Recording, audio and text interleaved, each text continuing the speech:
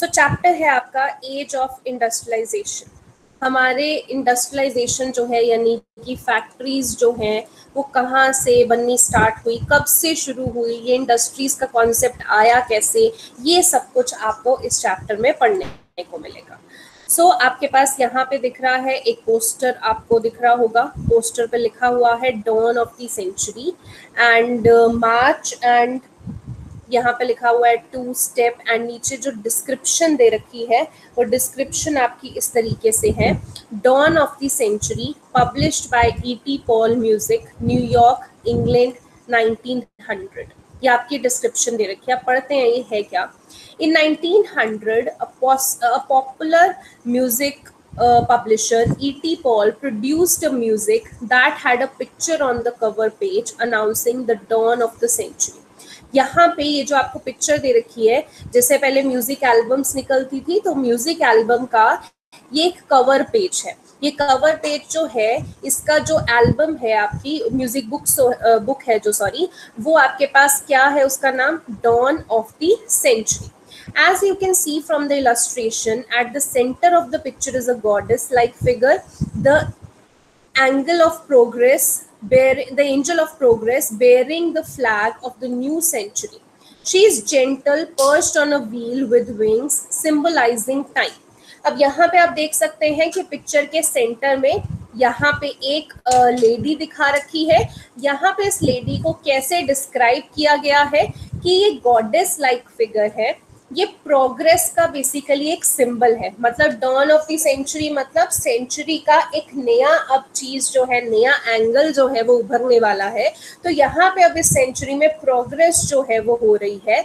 Bearing the flag of new century मतलब होता है ना, कभी टाइम चेंज हो जाता है, टेक्नोलॉजी इतनी चेंज हो जाती है कि आपको लगता है कि अब समय बदलने वाला है। सो बेसिकली ये वही है, डॉन ऑफ द सेंचुरी मतलब अब नया जो सेंचुरी है, नया समय जो है वो आने वाला है। She is gently perched on a wheel। वो एक व्हील के ऊपर है जिसमें विंग्स बना रखे हैं। वो विंग्स क्या बना रखे हैं, जो कि टाइम को सिंबलाइज करते हैं। यहाँ पे आप देखो, यहाँ पे ये विंग्स भी बना रखे हैं पिक्चर में, और वो एक विंग्स को क्यों डिस्क्राइब किया गया है, क्योंकि जैसे हम कहते हैं ना समय के पंख लगे हुए होते हैं। सो बेसिकली वो टाइम को डिस्क्राइब कर रहे हैं कि टाइम फ्लाइज, चेंज हो जाता है टाइम। यहाँ पे एक नया सेंचुरी जो है वो आने वाली है। Her flight is taking her into the future. अब यही जो पंख है वो उसको फ्यूचर में लेके जाएंगे। Floating about behind her are the signs of progress, railway, camera, machines, printing press and factory। इसी पिक्चर की बैकग्राउंड में आपको बहुत सारी चीजें दिख रही हैं। ये देख रहे हो आप, कितनी सारी इमेजेस बन रखी हैं, रेलवे, शिप्स की, कार्ट्स की, कैमरास की। ये सब चीजें क्या है कि जो नई सेंचुरी स्टार्ट होने वाली है उसमें ये सब टेक्नोलॉजी जो है वो आ चुकी है।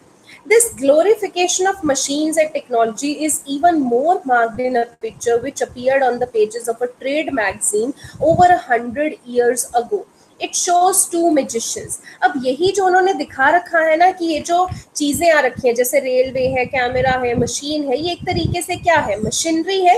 ये जो मशीनरी और टेक्नोलॉजी की जो चीजें हैं, इनको और अच्छे से कैसे दिखाया गया है, एक ट्रेड मैगजीन के पेजेस पे भी दिखाया गया था। उस ट्रेड मैगजीन के पेज में क्या बनाया था, इट शोज 2 मैजिशियंस। उन्होंने उस मैगजीन के पेज में 2 मैजिशियंस दिखाए थे। The one at the top is Aladdin from the Orient.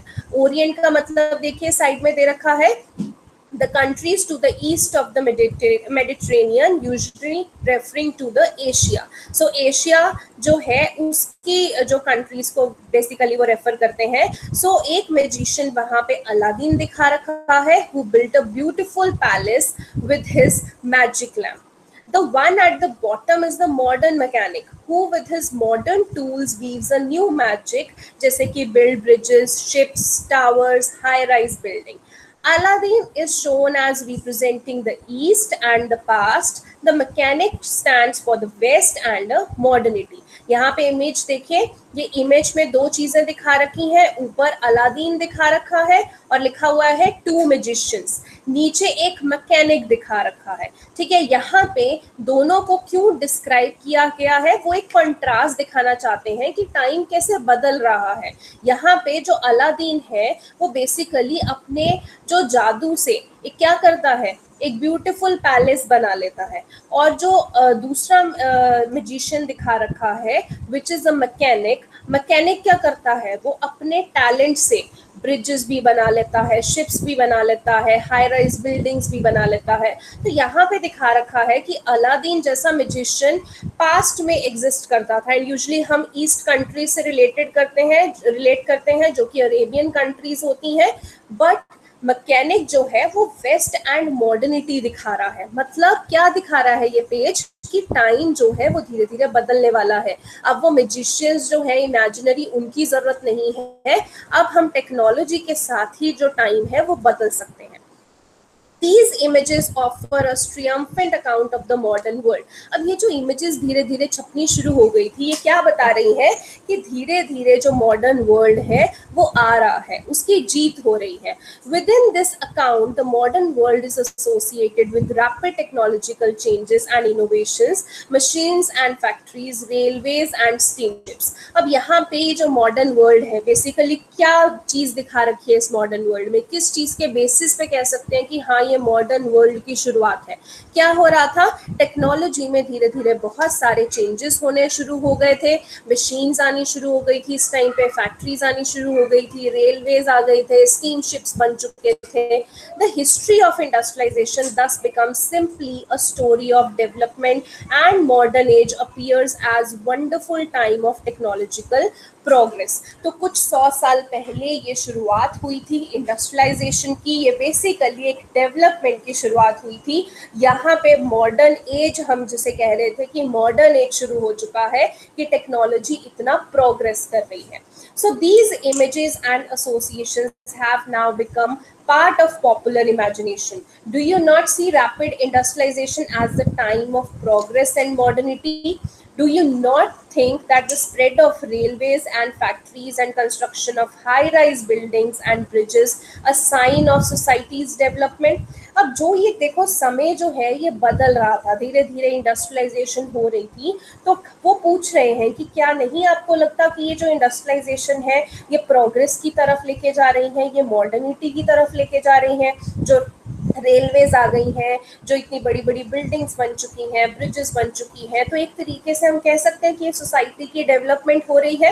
इसी तरीके से हम जानते हैं ना, हम कोई देश कहते हैं कि वो डेवलप्ड है, क्यों है, क्योंकि वहाँ पे सब कुछ बहुत अच्छा है, इंफ्रास्ट्रक्चर बहुत अच्छा है, टेक्नोलॉजी बहुत अच्छी है, और भी बहुत सारी चीजें काउंट करते हैं। तो यस, ये जो चेंजेस आ रहे थे पिछले 100 साल में जो शुरू हुए थे, ये मॉडर्निटी की तरफ हमें लेके जा रहे थे। How have these images developed? And how do we relate to these ideas? Is industrialization always based on rapid technological development? Can we today continue to glorify continuous mechanization of all work? What has industrialization meant to people life? To answer such questions, we need to turn to the history of industrialization. अब देखो एक ही paragraph में उन्होंने बहुत सारे question पूछ लिए। उन्होंने पूछा कि ये जो इमेजेस बनी ये कैसे बनी, ये जो हम देख रहे हैं टू मैजिशियंस की या डॉन ऑफ सेंचुरी की, ये कैसे बनी, हम कैसे इन आइडियाज से रिलेट करें। क्या जो इंडस्ट्रियलाइजेशन है वो सिर्फ टेक्नोलॉजी की डेवलपमेंट पे बेस्ड है, या फिर हम ये कह सकते हैं कि हर एक वर्क को मैकेनाइज करना, टेक्नोलॉजी के हिसाब से चलाना, इसको हम हमेशा ग्लोरीफाई करेंगे, हम इस चीज़ की हमेशा खुशी मनाएंगे, या फिर इंडस्ट्रियलाइजेशन का मतलब क्या है लोगों के लिए। ये सब चीज़ें समझने के लिए हमें इंडस्ट्रियलाइजेशन की हिस्ट्री समझनी पड़ेगी। In this chapter, we will look at the history by focusing first on Britain, the first industrial nation, and then India, where the pattern of industrial change was conditioned by colonial rule. तो यही जब अब हम history जानना चाहते हैं तो कैसे जानेंगे, पहले हम ब्रिटेन के बारे में पढ़ेंगे, जिसको पूरे वर्ल्ड का फर्स्ट इंडस्ट्रियल नेशन कहा जाता है। ब्रिटेन में सबसे पहले इंडस्ट्री सेटअप हुई थी, तो 1 मार्क का क्वेश्चन भी यहाँ से बन सकता है एंड देन हम इंडिया के बारे में पढ़ेंगे कि इंडिया में इंडस्ट्रियल चेंज आया कैसे, और वो जो इंडस्ट्रियल चेंज था वो कॉलोनियल रूल से कितना इन्फ्लुएंस था, मतलब जो ब्रिटिशर्स थे जो हमारे ऊपर उस वक्त रूल कर रहे थे, उन्होंने कितना इन्फ्लुएंस किया ये इंडस्ट्रियल चेंज को। तो ये सब हम इस चैप्टर में पढ़ेंगे, ठीक है। अब सबसे पहले तो हम पढ़ते हैं बिफोर द इंडस्ट्रियल रेवोल्यूशन, मतलब जब ये फैक्ट्रीज वगैरह आपको नहीं देखने को मिलती थी तब दुनिया कैसी थी। All too often we associate industrialization with the growth of factory industry. When we talk of industrial production, we refer to the factory production. When we talk of industrial workers, we mean factory workers. Histories of industrialization very often begin with the setting up of first factories. अब वो कहना चाह रहे हैं कि जब भी हम इंडस्ट्रियलाइजेशन की बात करते हैं तो हमारे दिमाग में क्या आता है? फैक्ट्री। जब हम इंडस्ट्रियल प्रोडक्शन की बात करते हैं तो हमारे दिमाग में क्या आता है कि फैक्ट्री में कितनी प्रोडक्शन हुई। जब हम इंडस्ट्रियल वर्कर्स के बारे में बात करते हैं तो हमारे दिमाग में क्या आता है कि फैक्ट्री में कितने वर्कर काम कर रहे हैं। सो बेसिकली हिस्ट्री जो है इंडस्ट्रियलाइजेशन की वो कहाँ से शुरू हुई? फैक्ट्रीज सेटअप होने से शुरू हुई। There is a problem with such ideas. Even before factories began to dot the landscape in England and Europe, there was a large-scale industrial production for an international market. तो अभी हमने जो पिछले paragraph में बोला कि जब भी इंडस्ट्रियलाइजेशन आती है हम उसको फैक्ट्री से रिलेट कर देते हैं, इस आइडिया में ही प्रॉब्लम है, क्योंकि जब फैक्ट्रीज नहीं बनी थी उससे पहले भी इंग्लैंड एंड यूरोप में बहुत सारी इंडस्ट्रियलाइजेशन जो इंडस्ट्रियल प्रोडक्शन है वो चल रही थी। फैक्ट्रीज तो बाद में बननी शुरू हुई, इंग्लैंड एंड यूरोप के लैंडस्केप में बहुत सारी फैक्ट्रीज धीरे धीरे सेटअप हो गई। डॉट द लैंडस्केप मतलब इतनी सारी खुल गई, वो बाद की बात है, उससे पहले भी इंडस्ट्रियल प्रोडक्शन चल रही थी। This was not based on factories. अब देखो इंडस्ट्रियल प्रोडक्शन पहले भी चल रही थी बट वो फैक्ट्रीज नहीं बनी थी, यानी कि ये जो आइडिया है कि फैक्ट्रीज मतलब इंडस्ट्रियल प्रोडक्शन, तो ये आइडिया ही गलत है। पहले भी इंडस्ट्रियल प्रोडक्शन चल रही थी फैक्ट्रीज से पहले। Many historians now refer to this phase of industrialization as proto-industrialization. अब जब फैक्ट्रीज नहीं बनी थी तब भी हम कह रहे हैं कि इंडस्ट्रियलाइजेशन तो तब भी थी, तो उस फेज को क्या कहते हैं हिस्टोरियंस? प्रोटो-इंडस्ट्रियलाइजेशन का फेज कहते हैं। प्रोटो का मीनिंग भी दे रखा है, इंडिकेटिंग द फर्स्ट और अर्ली ऑफ समथिंग। जब कुछ नया नया शुरू होने वाला होता है ना, पहली बार कुछ नया शुरू होता है तो उसको हम प्रोटो नाम से कहते हैं। सो जब फैक्ट्रीज नहीं थी तब भी इंडस्ट्रियलाइजेशन थी और उस फेज को हम कहते हैं प्रोटो इंडस्ट्रियलाइजेशन। इसका आपको 1 मार्क का भी क्वेश्चन आ जाता है कि प्रोटो इंडस्ट्रियलाइजेशन क्या होती है, ठीक है। Now in the 17th and 18th centuries, merchants from towns in Europe began moving to countryside, supplying money to the peasants and artisans, persuading them to produce for an international market. अब होता क्या था? 17th and 18th century में जो merchants होते थे, मतलब जो ट्रेडर्स होते थे, वो छोटे छोटे टाउन्स, यूरोप के छोटे छोटे टाउन से कंट्री साइड की तरफ मूव होने शुरू हो गए। आप समझ सकते हो जैसे एक छोटा सा आपका शहर है, आप शहर को छोड़ के उस शहर की बाउंड्री पे जो जगहें हैं वहां पे मूव करना स्टार्ट कर दो। तो यूरोप में कुछ ऐसा ही कर रहे थे वहां के मर्चेंट्स। क्या कर रहे थे वो? ऐसा supplying money to the peasants and artisans. वो क्या करते थे? पैसा जो है आसपास की जो साइड्स हैं, कंट्री साइड में जो लोग रह रहे हैं, गांव वगैरह हैं, वहां पे पीजेंट्स जो आर्टिसंस हैं, मतलब जिनके पास कुछ ना कुछ टैलेंट है, जो हाथ का कोई काम कर सकते हैं, वो उनको पैसा देते थे और उनसे क्या बनवाते थे? इंटरनेशनल मार्केट में बेचने के लिए प्रोडक्ट्स बनवाते थे। With the expansion of world trade and acquisition of the colonies in different part of the world, the demand for goods began growing. अब पहले पहले ऐसे ही काम चल रहा था, मतलब कोई फैक्ट्री नहीं थी, मर्चेंट जाते थे, जो कारीगर लोग हैं उनको ढूंढते थे, उनको पैसे देते थे और उनसे सामान बनवाते थे। धीरे धीरे वर्ल्ड के ट्रेड जो है वो बढ़ना शुरू हो गया, जो सामान है वो बहुत ज़्यादा बिकना शुरू हो गया। फिर धीरे धीरे जो आपने देखा है, ब्रिटिशर्स ने कितनी सारी चीज़ें जो है वो ऑक्यूपाई कर ली थी, कितनी सारी जगहें ऑक्यूपाई कर ली थी, और धीरे धीरे क्या होने लग गया? डिमांड जो है वो गुड्स की बढ़ने लग गई। But merchants could not expand production within towns. This was because here urban craft and trade guilds were powerful. अब क्या था? क्योंकि डिमांड बढ़ गई, बहुत सारा सामान चाहिए था। अब वो कहाँ से बनवाते थे? कंट्री साइड से सामान बनवाते थे। अब उन्होंने सोचा कि कंट्री साइड में उतना प्रोडक्शन नहीं हो पा रहा, क्यों ना हम शहर में ही सामान बनवाना शुरू कर दें। कंट्री साइड में तो चल ही रहा है, शहर में भी बनवाते हैं। बट वो ऐसा नहीं कर पा रहे थे। क्यों नहीं कर पा रहे थे? क्योंकि जो टाउन्स हैं उनमें ट्रेड गिल्ड्स होते थे। ट्रेड गिल्ड्स क्या है?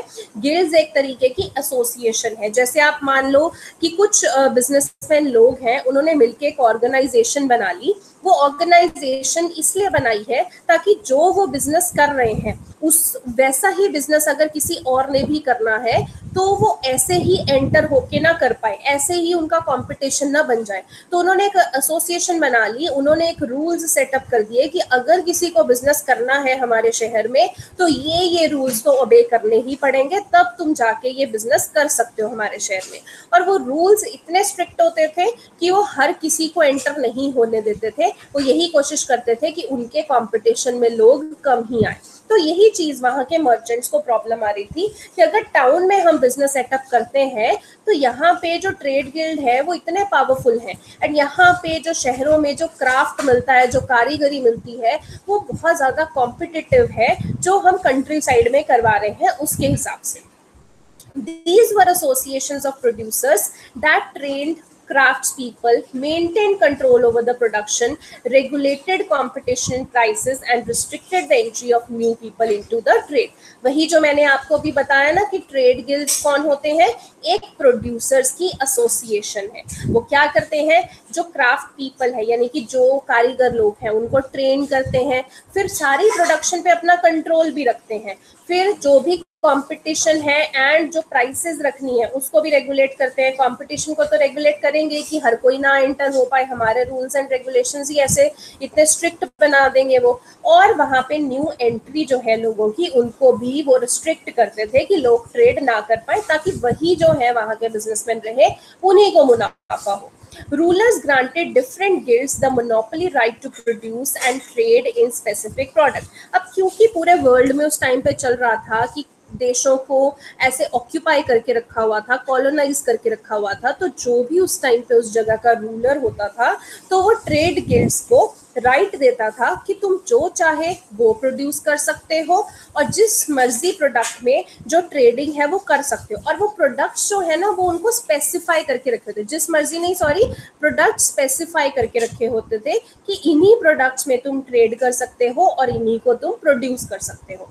It was therefore difficult for the new merchants to set up business in towns, so they turned to the countryside. यही सब रीजंस की वजह से अगर कोई बिजनेस सेटअप भी करना चाहता था टाउन में तो वो सेटअप नहीं कर पाता था, क्योंकि एक तो रूलर जो थे वो वहाँ पे ट्रेड गिल्ड्स को ही जो है राइट देते थे कुछ प्रोडक्ट्स बनाने का। फिर जो ट्रेड गिल्ड्स थे उन्होंने इतने स्ट्रिक्ट रूल्स बना रखे थे कि वो पूरी मार्केट को कंट्रोल करते थे, किसी नए बंदे को एंटर ही नहीं होने देते थे। तो इसमें जो मर्चेंट्स हैं उनको बहुत प्रॉब्लम आई शहरों में बिजनेस सेटअप करने में, तो वो कंट्री साइड में ही लिमिटेड रहे। In the countryside, poor peasants and artisans began working for merchants. As you have seen in the textbook last year, this was a time when open fields were disappearing and commons were being enclosed. Cottagers and poor peasants who had earlier depended on common lands for their survival, gathering their firewood, berries, vegetable, hay and straw, had to now look for alternative sources of income. अब ये time देखो बहुत ही बुरा time था उस time पे, खासकर किसके लिए? गरीब लोगों के लिए। अब कंट्री साइड में क्या सिचुएशन चल रही थी कि जो भी गरीब लोग थे या जो आर्टिसंस लोग थे वो तो मर्चेंट्स के लिए काम कर रहे थे, बट ये टाइम कुछ ऐसा था कि जो ओपन फील्ड्स होती है ना, अभी भी अगर आप कोई ओपन एरिया देखो तो अगर वो किसी का नहीं है तो वो कहाँ से है? वो एक गवर्नमेंट के अंडर है। आपको इतना पता होगा कि आप कहीं पे भी जाके अगर कोई ओपन लैंड देख रहे हो तो अपना घर नहीं बनाना शुरू कर दोगे, वो गवर्नमेंट के अंडर है। उस टाइम पे क्योंकि ब्रिटिशर्स रूल करते थे तो जो भी ओपन एरिया था उन्होंने क्या करना शुरू कर दिया? उसको अपने अंडर लेना शुरू कर दिया कि ये तो हमारे अंडर है। इससे नुकसान किसका हुआ? गरीब लोगों का। अब गरीब लोग जो थे वो ओपन लैंड पे डिपेंड करते थे अपने सर्वाइवल के लिए। वो वहाँ से जो अपनी कैटल हैं उनको ग्रेज भी करवा लेते थे, वो वहाँ से लकड़ियाँ वगैरह पेड़ जो हैं उनसे लकड़ियाँ काट के अपना चूल्हा जलाने के लिए वो भी इकट्ठा कर लेते थे। जो ऐसे जंगली पेड़ लगे हुए हैं या फिर कुछ वेजिटेबल्स के प्लांट्स लगे हुए हैं जो कि कॉमन है, वो वहां से वेजिटेबल्स ले लेते थे, फ्रूट्स, बेरीज, कुछ भी अगर उन्हें मिलता था, अगर घास फूस मिलता था तो वो भी ले लेते थे कि जो उनके फायरवुड है उनमें काम आएगा, या कैटल के जो खाने हैं उनमें काम आएगा। तो इस तरीके से जो गरीब लोग हैं वो सरवाइव करते थे। बट अब क्या हुआ, वो जो कॉमन लैंड है वो तो ब्रिटिशर्स ने जो अपने अंडर ले लिया तो वो उनके पास चला गया। अब इनका उस लैंड पे कोई हक नहीं रहा। अब गरीब लोग कैसे सरवाइव करें, ये छोटी छोटी चीजें जिन पे वो डिपेंड करते थे, अब वो कहाँ से लेके आए। तो अब उन्हें सोचना पड़ा कि इन चीजों के लिए भी अब हमें कमाना पड़ेगा, हमें ऑल्टरनेटिव सोर्सेज ढूंढने पड़ेंगे इनकम के। Many had tiny plots of land which could not provide work for all members of household. अब कुछ लोग ऐसे थे जिनके पास छोटे छोटे लैंड के एरियाज थे। अब वो लैंड का एरिया तो है बट ऐसा नहीं कि घर में अगर 5 मेंबर हैं तो 5 मेंबर उस लैंड पे काम करके, खेती करके अपना जो पेट है वो भर सके। सबके लिए इनफ नहीं होता था। So when merchants came around and offered advances to produce goods for them, peasant household eagerly agreed. अब देखो, जब उनके पास इतनी भूखमरी चल रही है, उनको कोई सोर्सेज ऑफ इनकम नहीं समझ में आ रहा कि क्या करें, छोटे से लैंड है उसमें सब फैमिली का पेट नहीं भर रहा, तो इस टाइम पे जो मर्चेंट्स हैं वो टाउन से कहाँ आए, कंट्री साइड में आए। उन्होंने इन लोगों को बोला कि हम तुम्हें पैसा देंगे, तुम हमारे लिए काम करोगे। तो ये तो इनके लिए बिल्कुल बोनस था कि ये तो उनको चाहिए था। तो इसी वजह से पीजेंट्स ऐसे हालात में जब उन्हें कहीं से इनकम का वो दिखा तो वो एकदम से मान गए। By working for the merchants, they could remain in the countryside and continue to cultivate their small plots. अब क्योंकि वो मर्चेंट्स के लिए काम कर रहे थे तो उनके लिए तो फायदा था। उनको लगा कि अब हम अपने घर पे ही रहेंगे, अब हमें कहीं घर छोड़ के जाना नहीं पड़ेगा, कहीं और जॉब के लिए नहीं जाना पड़ेगा, तो बेटर है कि इन मर्चेंट्स के लिए ही हम काम कर लेते हैं। यहाँ पे जो हमारे पास छोटे छोटे लैंड है हम उनको भी कल्टीवेट कर लेंगे, कुछ इनकम वहां से हो जाएगी और कुछ जो हम इन मर्चेंट्स के लिए काम कर रहे हैं वहां से हो जाएगी। Income from proto-industrialization production supplemented their shrinking income from cultivation. It also allowed them a fuller use of their family labor resources. अब जो इनकम उन्हें ये मर्चेंट्स के लिए काम करने से हो रही थी, अब देखो ये प्रोटो इंडस्ट्रियलाइजेशन ही तो चल रही थी। अब घरों घरों में अगर चीजें प्रोड्यूस हो रही हैं, एक तरीके से बड़ी फैक्ट्री नहीं लगी बट घर में तो प्रोडक्शन हो रही है ना, ऐसे ही सब लोग अपने घर में छोटे छोटे स्केल पे प्रोडक्शन कर रहे थे, इसीलिए इसे प्रोटो इंडस्ट्रियलाइजेशन बोलते हैं कि बड़ी बड़ी फैक्ट्रीज नहीं हुई बट घरों में काम चल रहा है। सो यहाँ पे जो इनकम उनको इस प्रोटो इंडस्ट्रियलाइजेशन से मिल रही थी, उस इनकम ने इनको कल्टीवेशन की इनकम जो इनकी श्रिंक हो रही थी उसको सप्लीमेंट कर दिया, मतलब बैलेंस कर दिया। अब ये घर के जितने भी लोग हैं सबको काम दे सकते थे। कुछ लोग स्मॉल प्लॉट ऑफ लैंड में काम करते थे और कुछ लोग इन मर्चेंट्स के लिए काम करते थे, तो सब घर के मेंबर्स जो है वो काम पे लगे हुए थे। Within this system, a close relationship developed between the town and countryside. अब क्योंकि बार बार मर्चेंट टाउन से कंट्री साइड में आ रहे थे तो टाउन और कंट्री साइड में एक क्लोज रिलेशनशिप बन गया। Merchants were based in town but the work was done mostly in the country side. अब जो मर्चेंट्स थे वो टाउन में ही रहते थे बट काम कहाँ करते थे, कंट्री साइड में उनका काम होता था। The merchant clothier in England purchased wool from a wool stapler and carried it to the spinners. The yarn that was spun was taken in subsequent stages of production to the weavers, fullers and then to the dyers. यहाँ पे देखिए meaning भी दे रखे हैं, हमने यहाँ पे पढ़ा wool stapler। अब स्टेपलर क्या है? Stapler is a person who staples और sorts wool according to its fiber, मतलब फाइबर के हिसाब से वो वूल को अलग अलग कर देता है, अलग अलग फाइबर्स अलग अलग वूल। ठीक है, यहाँ पे हमने फुलर्स के बारे में भी पढ़ा। फुलर्स क्या है? A person who fulls that is gathers the cloth by pleating. उसकी क्लोथ की कपड़े की तह लगा लगा के उसको इकट्ठा मैनेज करना, तो वो एक फुलर करता है। यहाँ पे कार्डिंग भी दे रखा है। Carding means the process in which fibre such as cotton और wool are prepared prior to the spinning. जब कपड़े की स्पिनिंग होती है ना, उससे पहले जो फाइबर होता है उसको थोड़ा सा मैनेज करना पड़ता है ताकि हम उससे कपड़ा बना सके। सो कॉटन और वूल जैसे एक फाइबर है तो उसको पहले कार्डिंग करनी पड़ती है, उसके बाद उसका कपड़ा बनता है। ठीक है, यहाँ पे आपको एक ऊपर इमेज भी दे रखी थी, ये देखिए, spinning in the 18th century. You can see each member of the family involved in the production of yarn. Notice that one wheel is moving, only one spindle. यहाँ पे आप देख रहे हो ये पूरा का पूरा जैसे चरखा टाइप है जो चल रहा है, एक टाइम पे एक ही इंसान जो है वो काम कर रहा है, कोई कुछ और उसको प्रोसेस, ये जो तीन तीन लोग लगे हुए हैं, ये हर एक जो है वो कपड़ा बनाने के प्रोसेस में जुटा हुआ है, कोई कोई स्टेप कर रहा है तो कोई कोई और, ठीक है। सो ये आपको यहाँ पे दिया हुआ है। सो हम पढ़ रहे थे यहाँ पे कि जो ये सिस्टम चल रहा था उसमें होता क्या था, जैसे एक एग्जांपल दे रखी है कि जैसे एक मर्चेंट क्लोथियर है, कहाँ पे रहता है, इंग्लैंड में। वो क्या करता है, एक वूल स्टेपलर से वूल परचेज करता है, मतलब जहां से हमें अलग अलग फाइबर मिलते हैं वहां से वो वूल का फाइबर ले लेता है। फिर क्या करता है, उस फाइबर को लेके स्पिनर्स के पास जाता है, स्पिनर उसको ये व्हील पे घुमाते हैं, धीरे धीरे घुमा घुमा के क्या बनाते हैं, यार्न बनाते हैं, यानी कि थ्रेड बना देते हैं, धागा बना देते हैं। That was spun was taken in subsequent stages of production.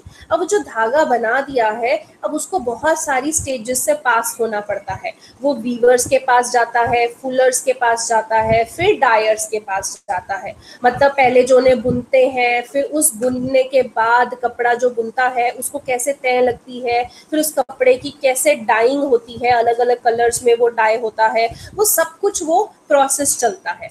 The finishing was done in London before the cloth in the international market. जो ये फिनिशिंग होती है, इतना सब कुछ करके कपड़ा बन गया, कलर भी हो गया, अब ये फिनिशिंग उसकी लंदन में होती है। फिर एक एक्सपोर्ट मर्चेंट आता है जो इस कपड़े को कहाँ पे बेच देता है, इंटरनेशनल मार्केट में बेच देता है। London in fact came to be known as the finishing centre, और लंदन को फिनिशिंग सेंटर बोला जाता था, ठीक है। तो इस तरीके से काम चल रहा था।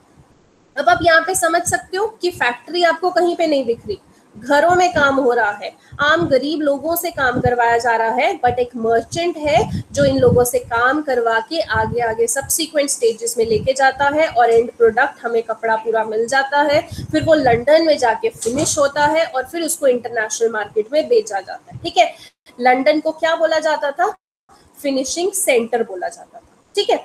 Now this proto-industrialization system was thus part of a network of commercial exchanges. It was controlled by the merchants and goods were produced by a vast number of producers working within their family farms, not in factories. अब ये जो proto industrialisation का system चल रहा है, ये basically क्या था कि हम कमर्शियली कोई चीज़ बना रहे हैं, फिर उसको बेचते हैं या खरीदते हैं, यानी कि कमर्शियल एक्सचेंजेस का काम चल रहा है। इसको कौन कंट्रोल करते थे, मर्चेंट कंट्रोल करते थे, क्योंकि वही सब काम करवा रहे हैं। फिर जो गुड्स हैं वो बहुत सारे प्रोड्यूसर्स बना रहे हैं। प्रोड्यूसर्स आप समझ लो, ये जो घरों में काम कर रहे हैं वो प्रोड्यूसर्स ही तो हैं, ये सब कुछ गुड्स बना रहे हैं। जो घरों में काम करते हैं, अपने फैमिली फार्म्स में काम करते हैं और कहीं किसी फैक्ट्री में नहीं काम कर रहे, ये जो प्रोड्यूसर्स है कहीं किसी फैक्ट्री में नहीं है। At each stage of production 20 to 25 producers were employed by each merchant. This meant that each clothier was controlling hundreds of workers. आप समझ सकते हो, हर स्टेज ऑफ प्रोडक्शन पे, चाहे वो वीवर्स की स्टेज चल रही है, चाहे वो फुलर्स की स्टेज चल रही है, चाहे वो कार्डिंग की स्टेज चल रही है, चाहे कपड़ा डाई करने की स्टेज चल रही है, हर एक स्टेज में 20 से 25 वर्कर लगे हुए हैं। अब आप ये समझ लो कि एक जो क्लोथियर है जो कपड़ा बेच रहा है वो बेसिकली हंड्रेड्स ऑफ वर्कर्स को कंट्रोल कर रहा है और फिर उनसे कपड़ा बनाता है और आगे बेच देता है, ठीक है। तो इस तरीके से ये सब सिस्टम चल रहा था। क्या है ये, प्रोटो इंडस्ट्रियलाइजेशन। अभी तक हमने जो भी पढ़ा उसमें ये समझा कि जो भी पहले फैक्ट्रीज नहीं भी होती थी, घरों में भी अगर काम होता था तो वो घरों में काम जो है वो भी एक इंडस्ट्रियलाइजेशन का ही पार्ट था, चाहे फैक्ट्रीज नहीं थी। छोटे छोटे प्रोड्यूसर्स करते थे और फिर जो ये मर्चेंट्स हैं वो सामान बनवा के बाहर इंटरनेशनल मार्केट में बेच देते थे, ठीक है। Now coming up of the factory, अब ये फैक्ट्रीज आनी शुरू हुई। अब कैसे आई, the earliest factories in England came up by 1730। अब इंग्लैंड में सबसे पहले जो फैक्ट्रीज आई वो कब आई, 1730s के टाइम पे आई। But it was only in the late 18th century that the number of factories multiply. मतलब शुरू में 1730s में बहुत ही थोड़ी सी फैक्ट्रीज आई, बट 18th सेंचुरी की एंडिंग में जो फैक्ट्रीज है वो एकदम से मल्टीप्लाई होनी शुरू हो गई, मतलब बहुत तेजी से बढ़नी शुरू हो गई। जो first symbol of new era क्या था, कॉटन। कि नया जो ये फैक्ट्रीज का एरा शुरू होने वाला है ना, उसका सिंबल क्या था, कॉटन, यानी कि कॉटन की सबसे ज्यादा थी। Its production boomed in the late 19th century. In 1760, Britain was importing 2.5 million pounds of raw cotton to feed its cotton industry. अब देख लो कि ये कॉटन की फैक्ट्री इतनी ज़्यादा बूम हो गई थी, प्रोडक्शन इतनी ज़्यादा बढ़ रही थी कि 1760 के टाइम तक ब्रिटेन जो है वो 2.5 million of raw cotton industry को दे रहा था। यानी कि अगर वो इतना दे रहा था तो इतनी चाहिए होगी ना कॉटन इंडस्ट्री में, तभी तो दे रहा था, तो कितनी कॉटन जो टेक्सटाइल है वो बनती थी। By 1787 this import sold to 22 million pound. देखिए 1760 में 2.5 मिलियन पाउंड चल रहा था, 1787 में 22 मिलियन पाउंड हो गया था। This increase was linked to a number of changes within the process of production. Let us look briefly at some of these. अब ये जो हमने देखा कि जो ये कॉटन वाला, क्योंकि ये टॉपिक बहुत इंपॉर्टेंट है, पेपर में भी आता है कि कॉटन टेक्सटाइल में इतना बूम कैसे आया। 1760 में 2.5 मिलियन रॉ कॉटन जा रही थी जो ब्रिटेन वो इंपोर्ट कर रहा था, और 1787 में 22 मिलियन रॉ कॉटन जो है वो इंपोर्ट करवा रहा था। सो ये जो इतना इंक्रीज हुआ, ये क्यों हुआ? ऐसा भी क्या हुआ कि कॉटन की इतनी प्रोडक्शन चाहिए थी? A series of inventions in the 18th century increased the efficacy of each step of production process: carding, twisting, spinning, rolling. They enhanced the output per worker, enabled each worker to produce more, and they made possible the production of stronger threads and yarn. अब क्या हो रहा था, 18th century में बहुत सारी inventions होनी शुरू हो गई। मतलब पहले जो हर एक काम हाथों से होता था, अब धीरे धीरे इन्वेंशंस होनी शुरू हो गई, मशीनरी बननी शुरू हो गई।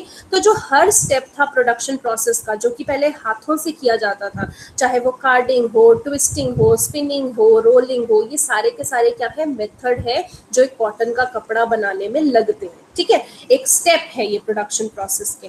तो ये जो स्टेप्स है पहले हाथों से होते थे, अब इन्वेंशंस हो गई तो ये मशीनों से बनने शुरू हो गए। तो इससे क्या हुआ कि पहले जो आउटपुट पर वर्कर, मान लीजिए वो 3 दिन लगाता था एक कपड़ा बनाने में, अब शायद वो 1 दिन में ही बना पा रहा है क्योंकि अब मशीन आ चुकी है। सो आउटपुट पर वर्कर बढ़ गई, हर वर्कर जो है वो ज्यादा बना पा रहा है, एंड अब जो प्रोडक्शन है, जो थ्रेड्स एंड यार्न की जो प्रोडक्शन है वो बहुत ही स्ट्रॉन्गर हो रही है, अब पहले से ज्यादा अच्छी क्वालिटी की हो रही है। देन रिचर्ड ऑकराइट क्रिएटेड द और कॉटन मिल। आपको ये क्वेश्चन भी पूछा जाता है कि who created the cotton mill, आपको ये बताना है रिचर्ड ऑकराइट एक इंसान थे जिन्होंने कॉटन मिल बना दी। Till this time, as you have seen, cloth production was spread all over the countryside and carried out within village household. जब तक ये कॉटन मिल उन्होंने नहीं बनाई थी रिचर्ड ऑकराइट ने, तब तक जो प्रोडक्शन है वो कहाँ चल रही थी, कंट्री साइड में फैली हुई थी, वहां पे घरों में, गांव के घरों में लोग ऐसे बना रहे थे। But now the costly new machines could be purchased, set up and maintained in the mill. अब क्योंकि इन्वेंशंस हो गई, मशीन्स बन गई, अब धीरे धीरे ये जो मिल है उनमें मशीन्स जो है वो लगनी शुरू हो गई। Within a mill, all the processes were brought together under one roof and management. अब पहले क्या होता था, देखो घरों से काम करवाते थे, हो सकता है एक घर को कार्डिंग का काम दे दिया, फिर कुछ घर छोड़ के कोई इंसान मिला जो कहता मैं ट्विस्टिंग कर दूंगा, कुछ घर छोड़ के मिला कि मैं तो स्पिनिंग कर दूंगा, तो ऐसे था, यानी कि प्रोडक्शन प्रोसेस फैला हुआ था। बट अभी क्या हुआ, मिल बना दी, मिल में मशीन्स लगा दी, अब सारे के सारे प्रोसेसेस एक ही छत में होंगे। This allowed a more careful supervision of the production process, a watch over quality and regulation of labor, all of which had been difficult to do when the production was in countryside. क्या हुआ इससे कि जो production process है अब एक ही छत के अंडर हो रहा है, तो उसको सुपरवाइज करना भी आसान है, क्वालिटी मेंटेन करना भी आसान है, कितना लेबर चाहिए, कभी ज्यादा चाहिए कभी कम चाहिए तो वो भी कंट्रोल कर सकते हैं। ये सारी चीजें कंट्री साइड में कंट्रोल करना मुश्किल था, क्योंकि प्रोडक्शन प्रोसेस एक जगह तो हो नहीं रहा, कितने ही घरों में फैला हुआ है, कहाँ कहाँ जाके आप बार बार चेक करोगे कि वो कैसी क्वालिटी बना रहे हैं, तो वहां पे कुछ ना कुछ कॉम्प्रोमाइजेस करने पड़ते थे। बट एक बार मिल लगा दी, मशीनरी लगा दी, एक ही छत के अंदर सब कुछ हो रहा है। In the early 19th century, factories increasingly became an intimate part of the English landscape. So visible were the imposing new mills, so magical seemed to be the power of new technology that contemporaries were dazzled. अब हुआ क्या कि जब 19th century की starting हुई तब इतनी ज़्यादा फैक्ट्री सेटअप हो गई थी कि ऐसे लग रहा था कि ब्रिटेन में फैक्ट्रीज बहुत ज़्यादा मेन रोल निभा रही हैं। इतना ज़्यादा नई नई मिल्स आ गई, इतनी ज़्यादा टेक्नोलॉजी आ गई, ऐसे लग रहा था कि सब लोग, आसपास के जो लोग थे, जो कॉम्पिटिटर्स थे, सब लोग हैरान थे कि ये कैसे इतना ज़्यादा बढ़ रहा है। इतनी टेक्नोलॉजी कभी किसी ने नहीं देखी थी, इतनी मशीनरी नहीं देखी थी, एकदम से सब बदल गया। They concentrated their attention on the mills, almost forgetting the by-lanes and the workshops where the production still continued. अब क्योंकि इतनी मशीनरी, इतने मिल्स एकदम से आ गए, तो वहाँ के जो प्रोड्यूसर्स हैं उन्होंने कहाँ कॉन्सेंट्रेट करना शुरू किया? मिल्स पे ही कॉन्सेंट्रेट करना शुरू किया। अब जो वो छोटे छोटे एरियाज थे जहाँ से वो काम करवाते थे, जो छोटी छोटी वर्कशॉप्स है वो काम करवाते थे, अब वो जो वर्कशॉप्स हैं उन्होंने उस पे ध्यान देना ही छोड़ दिया। हालांकि वहाँ पे भी अभी भी काम चल रहा था, बट उन्होंने उस पे ध्यान देना कम शुरू किया। अब उनका फोकस कहाँ शिफ्ट हो गया? मिल्स पे, कि नई नई फैक्ट्रीज लगाएंगे, नई नई मिल्स लगाएंगे। ठीक है, अब यहाँ पे आप देख सकते हो, industrial Manchester by M Jackman, the illustrated London news, chimneys billowing smoke came to characterize the industrial landscape। अब इतना ज़्यादा ब्रिटेन का हाल बुरा हो चुका था कि वहाँ पे चिमनीज ही चिमनीज लग रखी हैं, वहाँ से स्मोक ही स्मोक निकल रही है, यानी कि सब लोग बस फैक्ट्रीज लगाने पे तुले हुए हैं क्योंकि प्रॉफिट बढ़ रहे थे फैक्ट्री से। तो ये हाल हो चुका था, बहुत ज़्यादा वहाँ पे पॉल्यूशन हो चुका था। Next topic is the pace of industrial change. अब स्पीड क्या थी इस चेंज की, वो हम पढ़ते हैं। How rapid was the process of industrialization? Does industrialization mean only the growth of factory industry? कितना जल्दी हुआ, और क्या सिर्फ फैक्ट्री की ग्रोथ होना, इतनी ज़्यादा फैक्ट्रीज बनना, यही इंडस्ट्रियलाइजेशन था? So first, the most dynamic industries in Britain were clearly cotton and metal. Growing at a rapid pace, cotton was leading sector in the first phase of industrialization up to 1840. अब Britain में जो सबसे ज्यादा जल्दी जल्दी change हो रही थी इंडस्ट्री, वो कौन सी थी? कॉटन एंड मेटल्स की। और सबसे ज्यादा जल्दी जो बढ़ रही थी इंडस्ट्री, वो थी कॉटन की।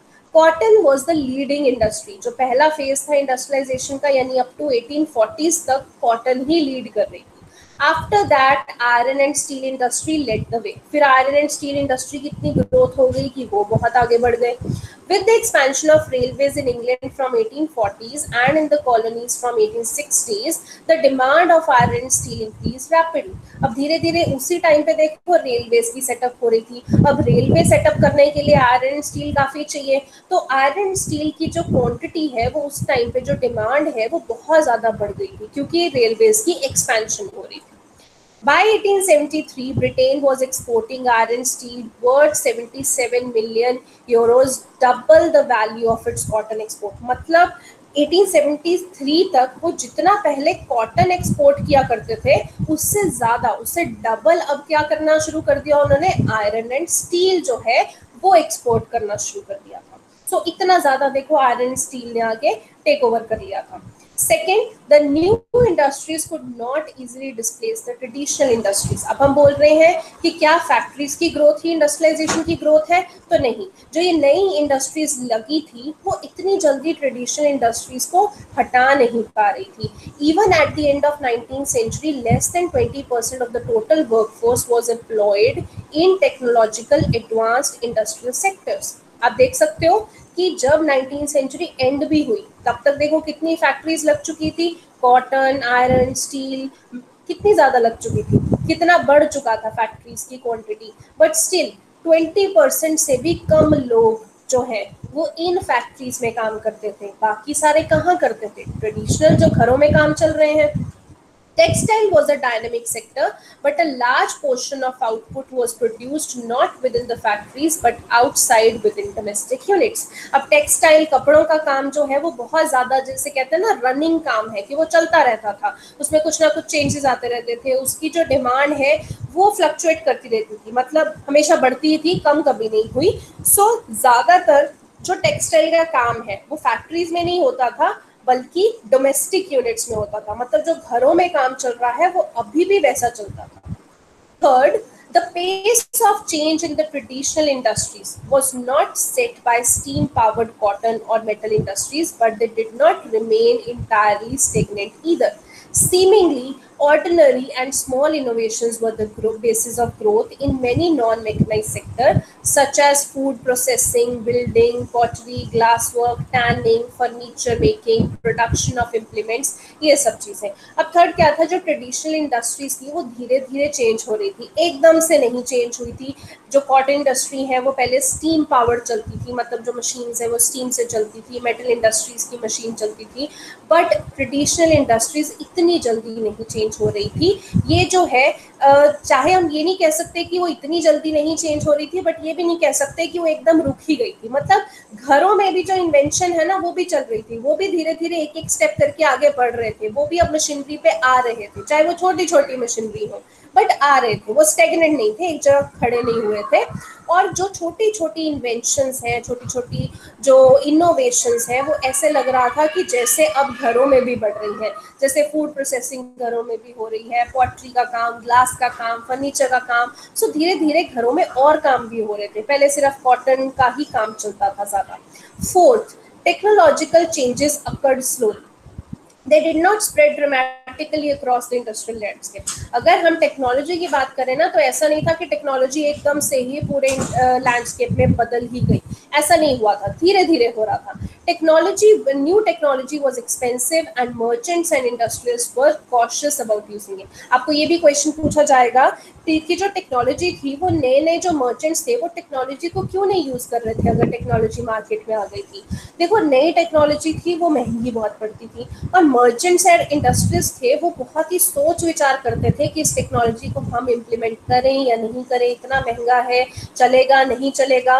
The machines often broke down and repair was costly. जो मशीनरी थी, अब न्यू टेक्नोलॉजी का मतलब क्या है, मशीन्स लेके आना। अब वो सोचते थे कि मशीन्स को लेके आए या नहीं लेके आए। मशीनरी जो है वो जल्दी खराब भी हो जाती थी, और उस टाइम पे उनकी रिपेयर जो है वो भी बहुत महंगी पड़ती थी।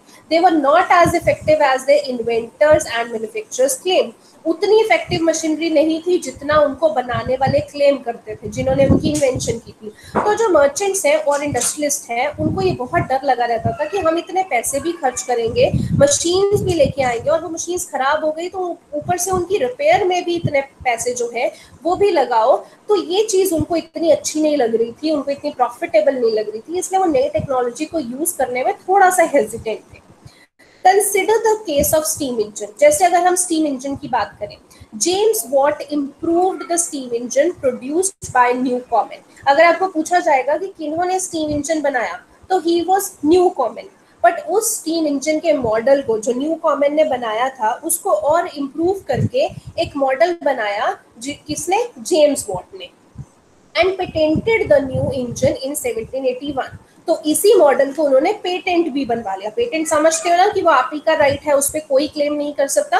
सो जेम्स वॉट ने उसी स्टीम इंजन को इम्प्रूव करके एक नया मॉडल बनाया स्टीम इंजन का 1781। ये भी 1 मार्क के क्वेश्चन है कि किसने पहले बनाया था, जेम्स कॉमन ने, न्यू कॉमन ने, सॉरी न्यू कॉमन ने, एंड जेम्स वॉट ने उसको इम्प्रूव किया था। ओके, हिज इंडस्ट्रियलिस्ट फ्रेंड, उनका एक इंडस्ट्रियलिस्ट फ्रेंड है जिनका नाम है Matthew Bolton, manufactured the new model. अब एक और फ्रेंड मैथ्यू बोल्टन ने एक नया मॉडल बना दिया, but for years he could not find new buyers. अब आप देख रहे हो, इन्वेंशन पे इन्वेंशन हो रही है, स्टीम इंजन की इन्वेंशन हो रही, मॉडल को और मॉडिफाई कर करके बनाया जा रहा है, बट सालों तक किसी ने उस मॉडल को खरीदा ही नहीं। अब मार्केट में कोई नई चीज आए जो आपका काम आसान कर सके, फिर भी लोग ना खरीदे। ये इसीलिए हो रहा था क्योंकि लोग बहुत स्केप्टिकल थे कि क्या ये काम करेगा, कहीं महंगा तो नहीं पड़ेगा इसकी रिपेयर, और खरीदने में कितनी कॉस्ट आएगी। तो ये चीजें चल रही थी। At the beginning of the 19th century, there were no more than 321 steam engines all over England. So पूरे इंग्लैंड में 321 स्टीम इंजन से ज्यादा नहीं थे, हालांकि बने इससे कहीं ज्यादा थे, बट बिके नहीं थे। Of these 80 were in cotton industries। अब ये 80 तो कॉटन इंडस्ट्रीज में लगे हुए थे, 9 वूल इंडस्ट्रीज में लगे हुए थे, एंड रेस्ट जो है वो mining, canal work, iron work, इनमें लगे हुए थे। ठीक है, steam engines were not used in any of the other industries till much later in the century. मतलब किसी और इंडस्ट्रीज में तो अभी तक काम ही नहीं कर रहे थे, जिनकी हमने बात की है सिर्फ इन्हीं इंडस्ट्रीज में वो काम कर रहे थे। So even the most powerful new technology that enhanced the productivity of labor manifold was slow to be accepted by industries. So जो नई टेक्नोलॉजी भी आपकी आ गई थी, उन्होंने भी जो प्रोडक्टिविटी है वो बहुत ज्यादा जो है वो बढ़ा दी थी, ठीक है। सो ये आपका काम जो है वो चल रहा था कि न्यू टेक्नोलॉजी जो है वो प्रोडक्टिविटी बढ़ा तो रहा था। आई एम सो सॉरी, मैं दोबारा से एक्सप्लेन कर रही हूँ। जो ये न्यू टेक्नोलॉजी है, इसने जो प्रोडक्टिविटी है बढ़ानी तो थी, बट ये जो चीज है प्रोडक्टिविटी को एक्सेप्ट करना कि ये प्रोडक्टिविटी बढ़ेगी, ये चीज इंडस्ट्रियलिस्ट नहीं मान रहे थे। उनको ऐसे नहीं लगता था कि ये हमें टेक्नोलॉजी जो है वो बाय करनी चाहिए, क्योंकि आप खुद सोचो, अगर आप एक इंडस्ट्रियलिस्ट हो, आपको लेबर जो है वो बहुत ही सस्ते में आपसे काम हो जाता है एक लेबर से, और उस लेबर को आप जब चाहो लगवा लो, जब चाहो आप निकाल सको, ये आप कर सकते हो। बट एक अगर आप मशीनरी लेके आ रहे हो जिस मशीनरी की आपको गारंटी नहीं है कि कितना टाइम चलेगी, उस टाइम पे ऐसा नहीं होता था कितने टाइम की गारंटी है, क्योंकि नई नई इन्वेंशन हुई थी ना, ज्यादा आपके पास चॉइसेस नहीं थी, तो ये आपका चल रहा था। तो आप एज ए इंडस्ट्रियलिस्ट ऑब्वियसली वही चूज करोगे जिसमें आपका प्रॉफिट है। तो उस टाइम पे इंडस्ट्रियलिस्ट लेबर को ज्यादा प्रेफर करते थे, मशीनरी को नहीं, ठीक है। सो ये चल रहा था। Historians now have come to increasingly recognize that the typical worker in the mid 19th century was not a machine operator but the traditional craft person and labourer. जो हिस्टोरियंस थे उन्होंने क्या किया कि जो टिपिकल वर्कर है उन्होंने उसको समझना शुरू कर दिया कि मिड 19th सेंचुरी में एक जो टिपिकल वर्कर है वो एक मशीन ऑपरेटर को नहीं हम मानेंगे, बल्कि एक ट्रेडिशनल क्राफ्ट पर्सन को मानेंगे, जो पिछले बहुत सालों से हमारे लिए लेबर की तरह काम करता आ रहा है, क्योंकि उससे हमें ज्यादा प्रॉफिट हो सकता है बट मशीनरी से हमें इतना नहीं हो सकता, ठीक है। सो यही टॉपिक आज हम करेंगे, यहीं तक। यहाँ तक किसी को डाउट है तो प्लीज अभी पूछ लीजिए।